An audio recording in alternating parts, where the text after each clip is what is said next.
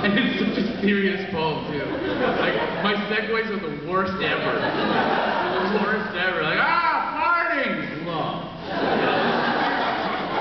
Because it's all intertwined, you know? All intertwined.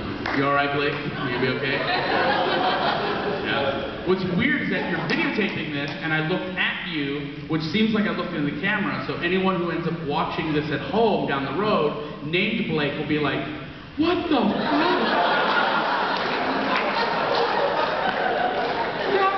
How did he, what? Steve, it's all good, okay? You having a good time, Steve? Glad you're watching it at home, Matt.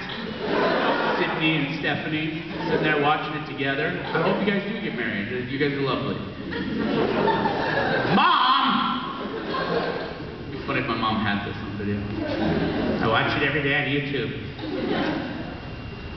So here's the poem. 10, 9, 8, 7, 6.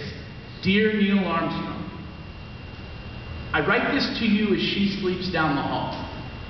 I need answers that I think only you might have. When you were a boy and space was simple science fiction, when flying was merely a daydream between periods of history and physics, when gifts of moon dust to the one you loved could only be wrapped in your imagination, before the world knew your name and before it was a destination, what was the moonlight from your backyard? Your arm, strong, warm, and wrapped across her shoulders, both of you gazing up from your back porch, summers before your distant journey. But upon landing on the moon, as the earth rose over the sea of tranquility, did you look for her? I mean, what was it like to see our planet and know that everything you could be, all you could ever love and long for, was just floating before you? Did you, by any chance, happen to write her name in the dirt when the cameras weren't looking? Or surround both of your initials with a heart for alien life to study a million years from now? What is it like to love someone so distant? What words did you use to bring the moon back to her? And what did you promise in the moon's ear about the girl back home? Can you teach me how to fall from the sky? I ask you this not because I doubt your feet. I just want to know what it's like to go somewhere no man had ever been, just to find out she wasn't there. To realize your moonwalk could never compare to the steps that led to her.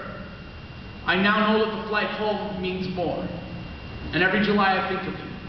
I imagine the summer of 1969, how lonely she must have felt while you were gone. You never went back to the moon. And I believe that's because it doesn't take rockets to get you where you belong. I see that in this woman down the hall.